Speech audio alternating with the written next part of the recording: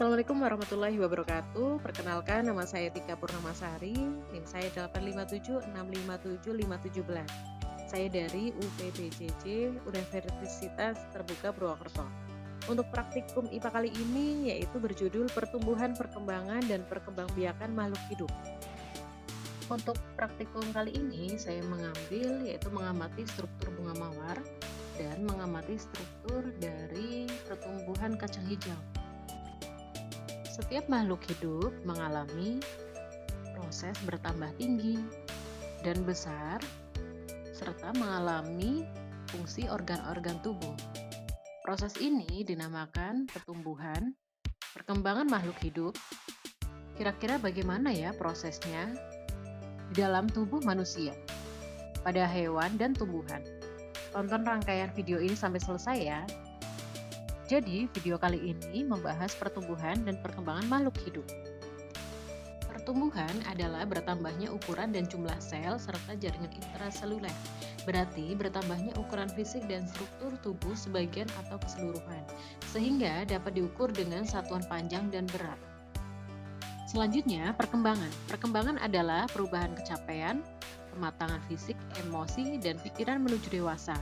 Pertumbuhan manusia akan berhenti saat dewasa. Namun, perkembangan emosi dan pikiran manusia akan terus berkembang. Dilanjutkan perkembangbiakan. Perkembangbiakan artinya menghasilkan makhluk baru yang sama jenisnya.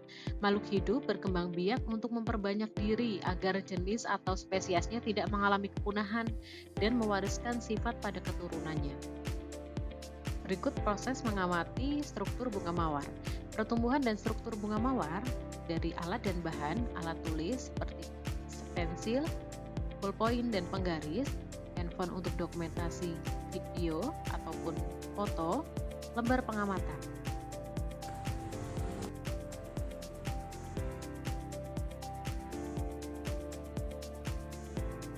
Untuk bunga sempurna terangkum pada gambar di bawah ini.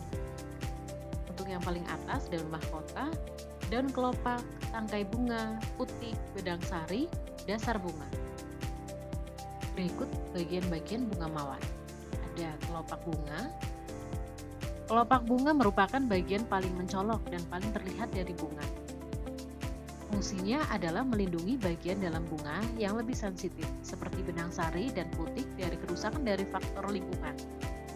Kemudian ada benang sari. Benang sari adalah bagian bunga yang terbentuk seperti batang dan terdapat di tengah-tengah kelopak bunga. Fungsi utama benang sari adalah untuk memproduksi serbuk sari yang nantinya akan digunakan untuk penyerbukan. Untuk ketiga, ada putik. Putik adalah bagian tengah bunga yang terdiri dari kepala sari, tabung sari, dan ovarium. Fungsi utama putik adalah menerima serbuk sari dari benang sari saat penyerbukan terjadi. Kemudian ada serbuk sari, adalah partikel halus yang dihasilkan oleh benang sari. Fungsinya adalah untuk melakukan penyerbukan.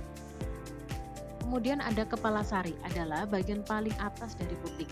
Fungsinya adalah menerima serbuk sari yang dibawa oleh serangga, angin, dan hewan penyerbuk. Kemudian ada tabung sari, adalah bagian panjang di bawah kepala sari pada putik. Fungsinya adalah sebagai penghubung antara kepala sari dan ovarium.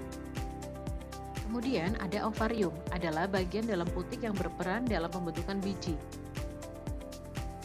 Kemudian, daun bunga merupakan bagian penting dalam proses fotosintesis di mana bunga menghasilkan makanan sendiri dengan menggabungkan air dan karbon dioksida menggunakan energi matahari. Kemudian, ada batang.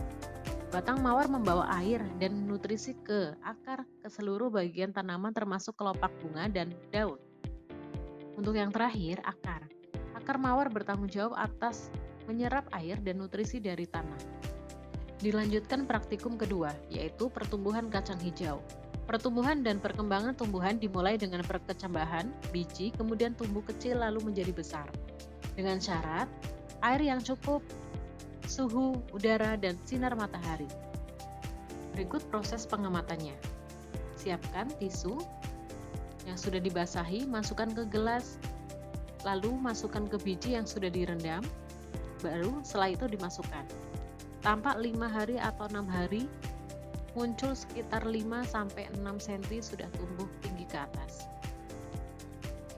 Hasil pengamatan pertumbuhan kacang hijau lebih cepat tumbuh dengan media kapas atau tisu, sedangkan dengan media tanam kurang.